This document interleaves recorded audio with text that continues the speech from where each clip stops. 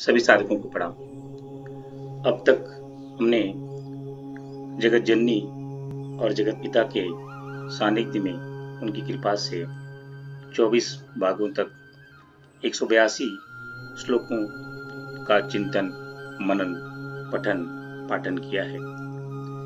यह सब हमने भगवान की कृपा निश्चित है, जिसके कारण हम चिंतन मनन कर पाए। अब आगे हम भाग 25 में की चर्चा करते हैं।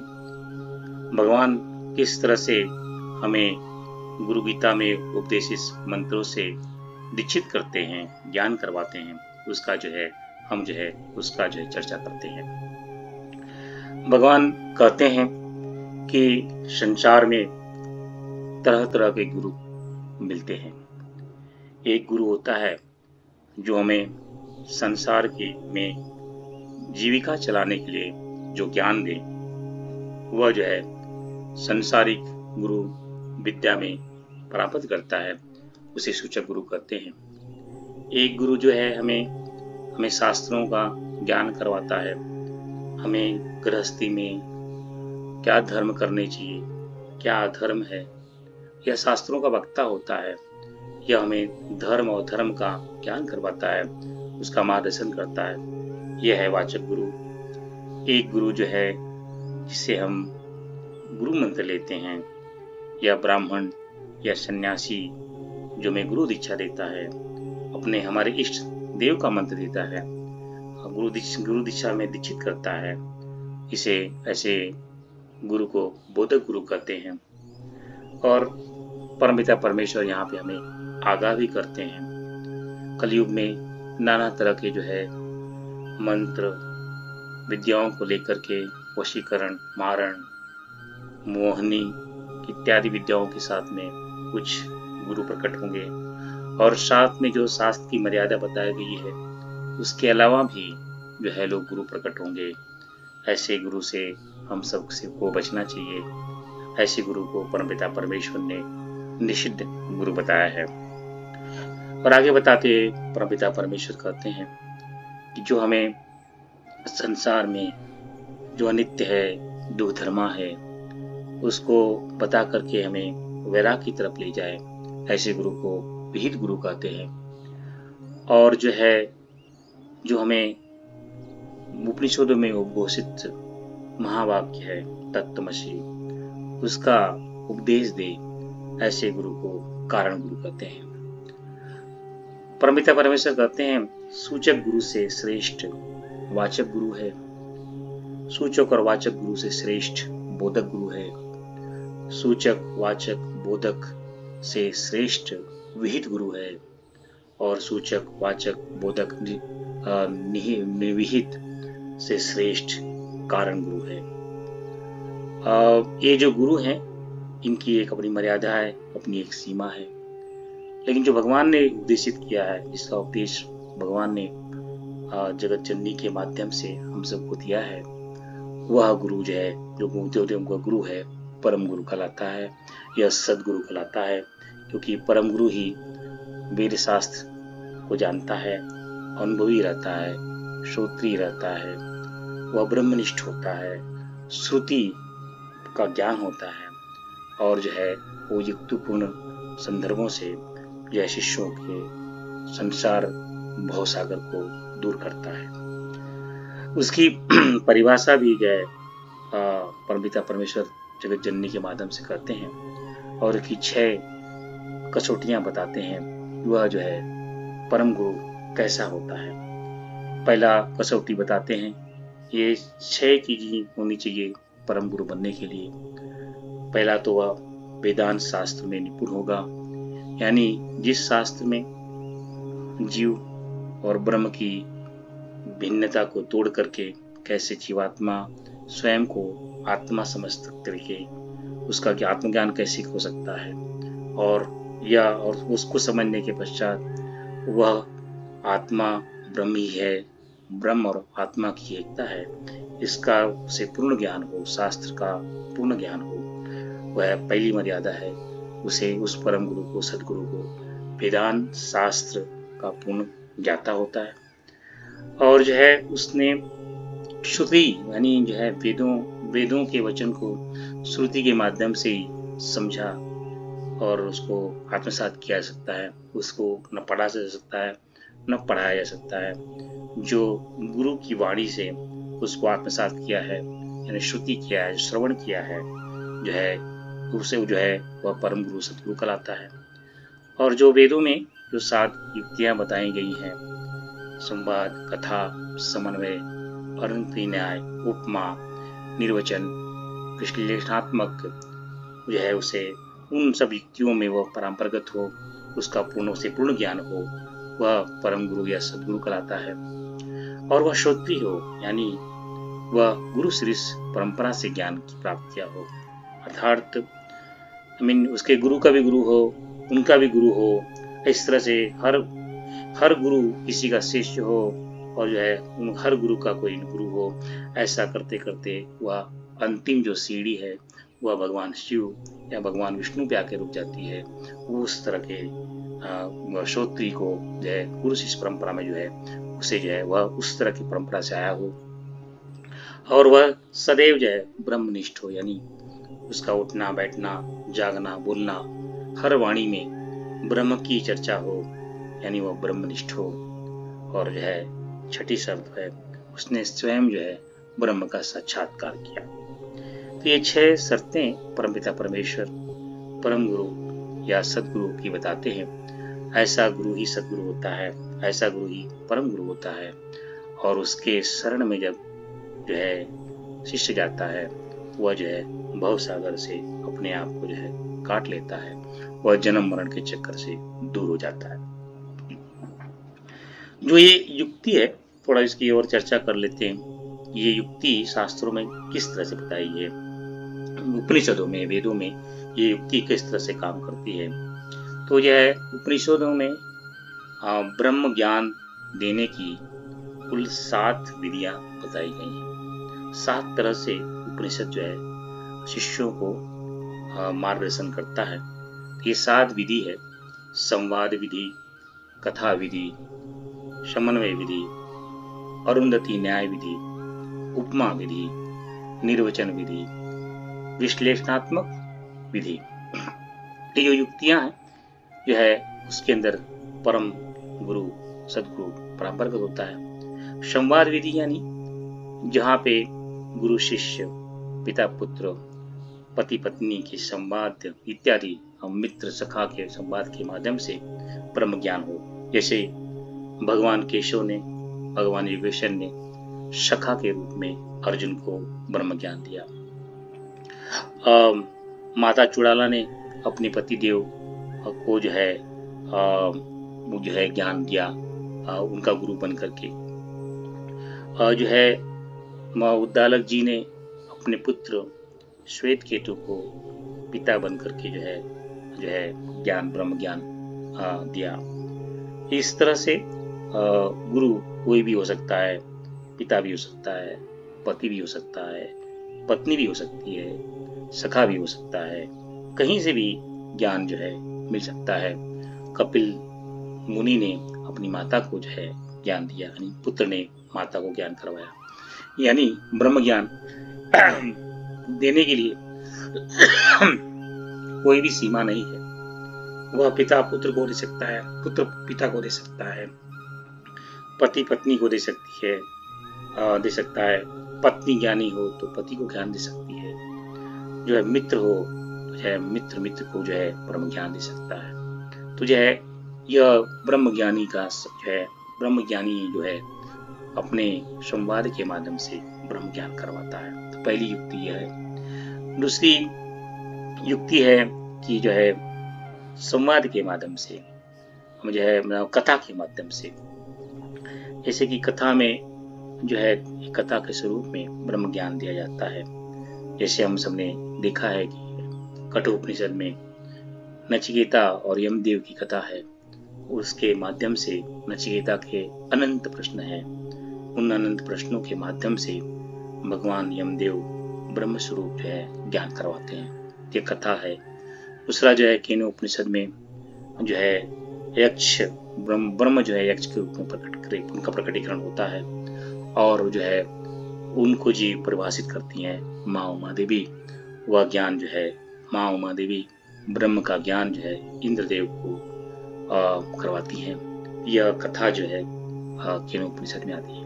तो इन्हीं कथा के माध्यम से ब्रह्म ज्ञान का ज्ञान करवाया जाए, उसे जो है कथा युक्ति या कथा विधि कहते हैं। इस तरह से ही समन्वय, यानी समन्वय का सीधा अर्थ होता है कि मिला करके, जब सही बहुत सारे दृष्टिकोणों को मिला करके समन्वय बना करके जो है कभी कभी ब्रह्म ज्ञान दिया जाता है। जैसे छांदोग्योपनिषद में अश्वपति कैकेयी ने सृष्टि विज्ञान के 6 सिद्धांतों को एक साथ समन्वय करके ब्रह्म ज्ञान दिया है। इसी तरह से प्रश्नोपनिषद में पिप्लाद ऋषि ने जो 6 ऋषियों ने जो अलग अलग 6 प्रश्न पूछे थे, उन 6 प्रश्नों को मिला करके जो है समन्वय करके ब्रह्म का ज्ञान दिया है। तो इस तरह से जब चीजों को मिला करके ब्रह्म ज्ञान दिया जाए, उस विधि को जो है समन्वय विधि कहते हैं। ब्रह्म का ज्ञान देना बड़ा कठिन है। तो जो है कभी कभी शिष्यों को कुछ और दिखा करके जो दिखाई देता है, फिर उसको आस्ते आस्ते उसकी भूमिका बनाते बनाते उस ब्रह्म ज्ञान की तरफ लिया जाता है। जैसे कि जो है आकाश में, आसमान में जो अरुंधति तारा है वह दिखाई देता नहीं है, वह सीधे दिखाई नहीं देता है। तो अगर हम किसी को वह तारा दिखाना चाहते हैं तो हम क्या कहेंगे? जो पेड़ है, पूर्व दिशा में जो पेड़ है, उस पेड़ के ऊपर जो तुमको ऊपर है, सीधी ऊपर में उत्तर दिशा में एक बहुत चमकदार तारा दिखाई दे रहा है क्या? वो बोलेगा कि हाँ दिखाई दे रहा है, वो ध्रुव तारा है। अच्छा, वो ध्रुव तारा के नीचे 4 छोटे छोटे तारे तुम्हारे दिखाई दे रहे हैं क्या? हाँ दिखाई दे रहे हैं। हाँ, और उसके साथ में 3 तारे और जुड़े हुए दिखाई दे रहे हैं तिरछी नगर से। हाँ दिखाई दे रहे हैं। टोटल 7 तारे जगह दिखाई दे रहे हैं। हाँ दिखाई दे रहे हैं। यह जो है यह सप्तऋषि मंडल है। और उस जो इस सप्तऋषि मंडल में जो एक तारा है जो है, उस तारे के साथ में एक जोड़ा दिखाई दे रहा है क्या? हाँ दिखाई दे रहा है। बहुत पतला जो है धीमी धीमी रोशनी लिए हुए दिखाई दे रहा है, वह अरुंधति है। तो यानी अरुंधति को अगर हम तारे को अगर सीधा दिखाना चाहें तो जो कोई देखना चाहे तो नहीं देख सकता है। तो उससे पहले पेड़ के तिरछी दिशा में उत्तर दिशा में देखो, ध्रुव तारा को देखो, सप्तऋषि मंडल को देखो, और सप्तऋषि मंडल में जो है वो अंतिम जो भाग है वहां पे अरुंधति तारा को देखो। उसी तरह से जो है ब्रह्म ज्ञान जो है पहले एक अलग भूमिका के माध्यम से, ये यहाँ वो उस तरफ दिखाई देखो, वो दिख रहा है क्या? वो नहीं है, उसके नीचे देखो, वो ऐसा करके जो भूमिका बना करके जो ब्रह्म ज्ञान दिया जाता है उसे अरुंधति न्याय युक्ति या विधि कहते हैं। और 5वीं विधि है उपमा के माध्यम से जो है बताई जाती है। जैसे हम सब कहते हैं जो है भगवान का मुख तो चंद्रमा के समान चमकता है, आंखें जो है सूर्य की रोशनी देती है। क्या भगवान का मुख में चंद्रमा है? नहीं है। क्या उनकी आंखों में सूर्य है? नहीं है। ये उपमा है, यानी किसी की उपमा के द्वारा उस उपमा सिर्फ वो उपमा तक ही ठहरती है, उसका कार्य सिर्फ उपमा तक देना होता है, उसके आगे उसकी गति नहीं होती है। भगवान का मुख चंद्रमा नहीं है वो, लेकिन वह चंद्रमुखी जैसा है। जो है भगवान की आंखों में तारों सितारों की रोशनी है, लेकिन तारों सितारे आंख भगवान की नहीं है। वह उस तरह की उपमा दे करके भगवान की आंखों की व्याख्या की जाती है। तो जब जो है उस तरह की उपमा को दे करके ज्ञान ब्रह्म ज्ञान करवाया जाए तो उसे जो है उपमा युक्ति या उपमा विधि कहते हैं। जिसे ऋषि याज्ञवल्क्य ने माता मैत्रेयी को जो है ढोल और नगारों और शब्द इत्यादि जो है या वीणा शंख आदि के स्वर के माध्यम से अलग अलग ध्वनियों को पकड़ते पकड़ते जो है उस शब्द ब्रह्म जो है ओमकार ब्रह्म का जो है ज्ञान करवाया था। तो उस तरह की जो है वो जो है उपमा दी थी।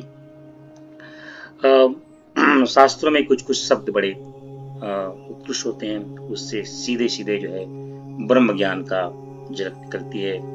जैसे कि शब्द है प्राण, आदित्य, रुद्र, ये सब शब्दों में ब्रह्म, इन सब शब्दों में इनके अर्थ ही भी बोला जाता है। यानी ब्रह्म का अर्थ होता है सबसे बड़ा, उससे बड़ा बृहद, उससे बड़ा कुछ भी नहीं है, कुछ भी नहीं है, उससे महान कुछ नहीं है, इसलिए वह ब्रह्म ब्रह्म है। इसलिए उस शब्दों में ही उस विवेचना की जाती है, उसे जो है निर्वचन विधि कहते हैं।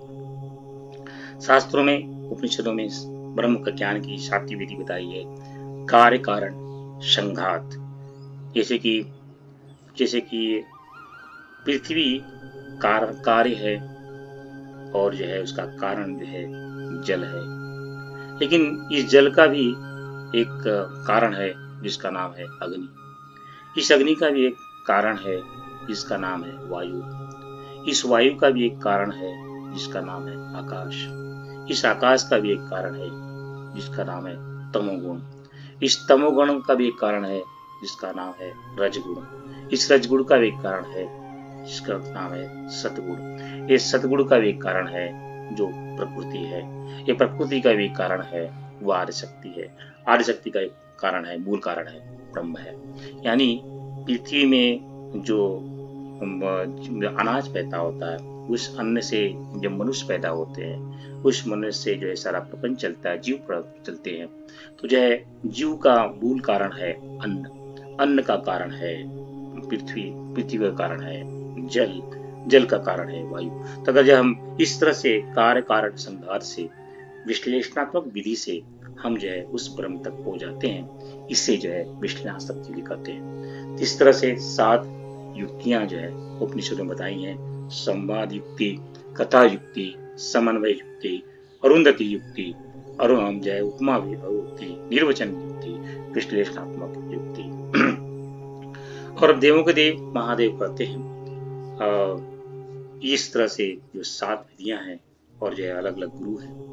जब भगवान महादेव इस तरह से गुरु की परिभाषा करते हैं तो माता थोड़ा सा विचलित हो जाती हैं और अपने बच्चों को, हम सब को ध्यान में रखते हुए माता परमपिता परमेश्वर से प्रश्न करती हैं, हे परमपिता परमेश्वर, आपने बताया है ये जो तंत्र विद्या देते हैं, जो झूठ मूठ के गुरु बन जाते हैं, निषिद्ध गुरु जो है गुरु आपने बताया है, कहीं गलती से अगर मेरा बच्चा वैरागी हो, उसने संसार का त्याग कर दिया हो और जो है वो ज्ञान की लालसा में भटक रहा हो, वो कहीं वह उस निषिद्ध गुरु के चंगुल में न फंस जाए और फिर जो है उसकी दुर्गति न हो, ऐसा क्या उपाय बताइए, उसका एक उपाय बताइए। नहीं तो मेरा बच्चा जो वैराग में आगे बढ़ रहा है, जो आप में और मुझ में लीन होना चाहता है, उसके जो है निषिद्ध गुरु के चंगुल में फंस करके उसका सारा वैराग्य, उसकी सारी योग्यता नष्ट हो सकती है। यह इसका जो है क्या उपाय है, इस पर यह परमपिता परमेश्वर बड़े विस्तार से कहते हैं। हाँ, माता के माध्यम से हम सबको उपदेश देते हैं कि जो भी अधिकारी है, यानी अधिकारी कौन, वो बताते हैं कि जो अधिकारी शिष्य बनता है, यानी जिसने संसार से विरक्त को प्राप्त कर लिया है, जो संसारी के भोगों से अपना मुंह मोड़ लिया है, जो वैराग्य को प्राप्त करने में हो गया है और उसमें जो है वो वेद के गुणों को जो आत्मसात करना चाहता है, वो जो है अपने श्रुति के ज्ञान को ग्रहण करना चाहता है, मुझ में लीन होना चाहता है, आप में लीन हो जाता है, वह अधिकारी शिष्य कहलाता है। ऐसे अधिकारी पुरुष के लिए अखंड एक रस नित्य मुक्त अक्षय ब्रह्म जो है का साक्षात करने की जो तड़प है, वह उसे अधिकारी जो को अवश्य रूप से गुरु करता है। क्योंकि ऐसा शिष्य होना बड़ा दुर्लभ है। जब ऐसे शिष्य का प्रकटीकरण होता है तो जो है भगवान अपनी स्वयं व्यवस्था बनाते हैं और उस शिष्य के पास में जो है श्रोत्रिय ब्रह्मनिष्ठ साक्षात्कारी जो है श्रुति युक्ति लिए हुए, वेदांत को ग्रहण किए हुए ऐसा गुरु भेजते हैं, परम गुरु भेजते हैं, सदगुरु भेजते हैं और उसका कल्याण होता है। यह संसार का नियम है। यहाँ भगवान उद्घोषणा करते हैं, जब भी कोई भी अधिकारी शिष्य प्रकट होता है, उसको जो है ज्ञान मार्ग पे एक ले जाने के लिए स्वयं उसी समय सदगुरु का प्रकटीकरण होता है।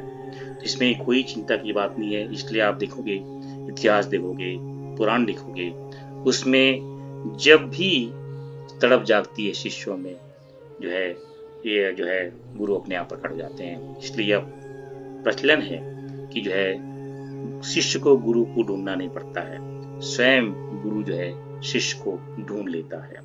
तो यही भगवान जो है इसको स्थापित करते हैं और यह उपदेश देते हैं कि चिंता हे माता के माध्यम से बताते हैं कि हे जगत जननी, तुम्हारे बच्चों को कोई भी तकलीफ नहीं होने वाली है। जो भी बच्चा आपका, जो भी शिष्य, जो भी पुत्र आपका जो है वैराग को प्राप्त करेगा, अधिकार को प्राप्त करेगा, तो अधिकार प्राप्त करके मुझे और आप में लीन होने की चेष्टा रखेगा, उसके लिए तुरंत जो है सदगुरु परम गुरु का प्रकटीकरण होगा। यह संसार का नियम है, यह मेरा नियम है, यही भगवान शिव की वाणी है, यही भगवान शिव की वाणी है, यही सत्य है, यही सत्य है, यही सत्य है। और परमपिता परमेश्वर कहते हैं, और ये जो परम गुरु सदगुरु होता है, सभी गुरुओं का राजा है, यह श्रेष्ठ से श्रेष्ठ है। वह सदैव जो है मोह रहित रहता है, शांत रहता है, हमेशा तृप्त रहता है, उसे कोई भी संसारिक की वस्तुओं का कोई आश्रय नहीं रहता है। उससे उसमें जो वैभव रहता है, वह वैभव तो स्वयं ब्रह्मा जी और विष्णु जी के वैभव के सामने भी जो है उसके सामने भी तुच्छ वैभव उसके पास में रखता है। वो क्योंकि वह श्रेष्ठ है, क्योंकि स्वयं परम गुरु में ही उस ब्रह्म का वास है, शिव का वास है, सभी ब्रह्मा विष्णु महेश का वास है। इसलिए उसके वैभव के सामने सभी वैभव जो है फीके पड़ जाते हैं, हल्के पड़ जाते हैं। यह एक दृष्टांत है, यानी जो है परम गुरु यानी सदगुरु सर्वश्रेष्ठ है वही, क्योंकि वही शिव है, वही ब्रह्म है, क्योंकि उससे बड़ा कुछ नहीं है, बृहद है, उससे महान कुछ नहीं है, उससे बड़ा तत्व कुछ नहीं है। इसलिए सब तत्व जो है उसके सामने फीके लगते हैं। और परमपिता परमेश्वर कहते हैं, इस तरह का जो परम गुरु होता है सदैव जो है अखंड है, एक रस में रहता है, ब्रह्मानंद में जो है अपने आप को जो है मस्त रखता है, स्वतंत्र रहता है, निश्चल रहता है। उसे न द्वैत अद्वैत का जो वाद है उसमें कोई चिंता नहीं रहती है। वह स्वयं आत्म अनुभव प्रकाश में रहता है, अंधकार को दूर करता है। जहां भी वह रहता है अज्ञान का अंधकार वहां पटक नहीं सकता, क्योंकि वह स्वयं सर्वज्ञ होता है, सर्वज्ञाता है, व्यापक है, सर्वशक्तिमान है, परम गुरु है, सदगुरु है। यहाँ थोड़ी सी चर्चा कर लेते हैं, ये द्वैत और अद्वैत क्या है। मूलतः बड़ी मोटी तौर पे 3 वाद चलते हैं। एक त्रयवाद है जिसमें जीवात्मा समझती है कि भाई परमात्मा अलग है, विश्वात्मा अलग है, जीवात्मा अलग है, तीनों अलग अलग है, भेद है, इसे त्रयवाद कहते हैं। कोई एक वाद कहता है कि परमात्मा अलग है, जीवात्मा अलग है, और कोई कहता है उसे जो है द्वैतवाद कहते हैं। और वो एक मार्ग कहता है अद्वैतवाद, कुछ नहीं है, सिर्फ परमात्मा ही है, ब्रह्म ही है, शिव ही है।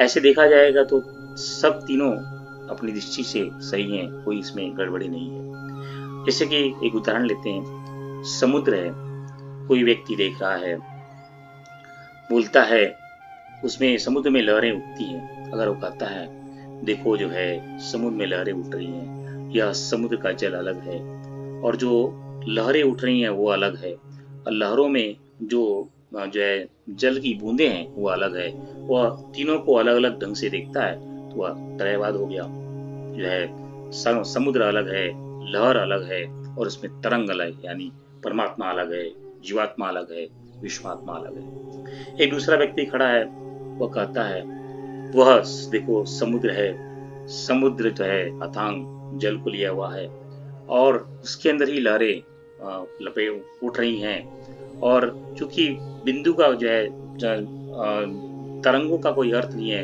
वो तो लहरों का ही भाग है, इसलिए उसे दिखाई देता है, समुद्र दिखाई देता है और समुद्र में उठी हुई लहरें दिखाई देती हैं। यानी वो कहता है परमात्मा है और जीवात्मा है, और सिर्फ उसे दो ही दिखाई देता है। कोई तीसरा व्यक्ति खड़ा रहता है, वो कहता है सिर्फ जल ही जल है। ना उसे कहता है, न समुद्र है, न, क्योंकि समुद्र भी जल का बना हुआ है, लहरें भी जल है, उस तरंगे जो उठ रही हैं वो भी जल है, यानी सब कुछ जल ही जल है, यानी सिर्फ परमात्मा ही परमात्मा है।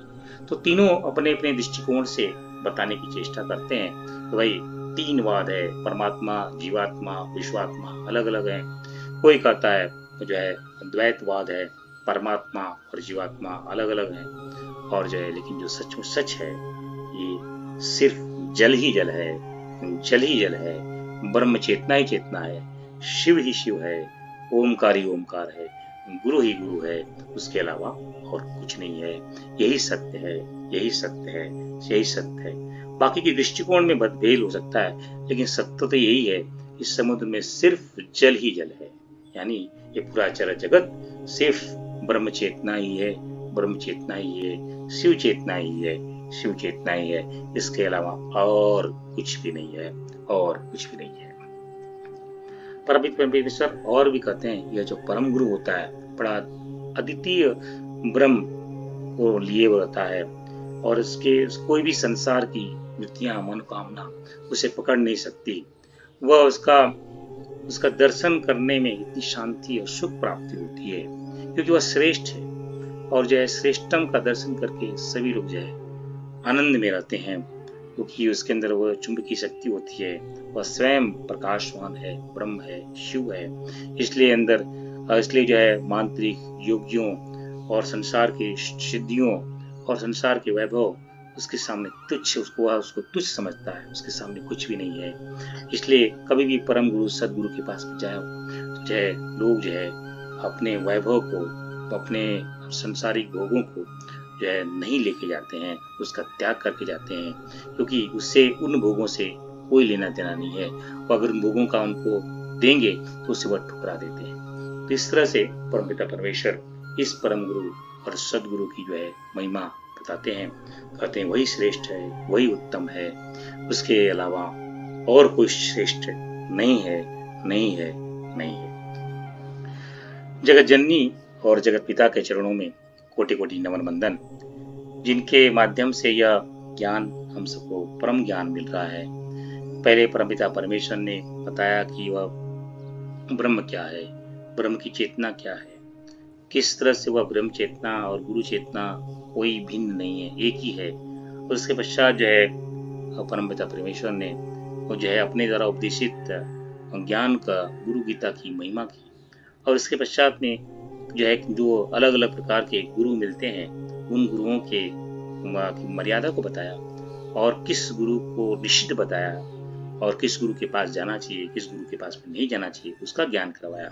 अब जो है उस परम पिता व परमपिता परमेश्वर उस परम गुरु की जो है महानता और उसकी भव्यता, उसकी सर्वज्ञता, उसकी व्यापकता और उसकी सर्वश्रेष्ठता का जो है गुणगान कर रहे हैं। परमपिता परमेश्वर और जगत जननी के चरणों में कोटि कोटि नमन वंदन, जिनके माध्यम से यह गूढ़ ज्ञान हम सबको प्राप्त हो रहा है। यह ज्ञान सदैव सतत हम सबको ऐसे ही मिलते रहे, यही माता जगत जननी और परमपिता के चरणों में यही प्रार्थना रहेगी। तस्मै श्री गुरुवे नमः, तस्मै श्री गुरुवे नमः, तस्मै श्री गुरुवे नमः। इदं गायत्रीदं नमः, इदं गायत्रीदं नमः, इदं गायत्रीदं नमः।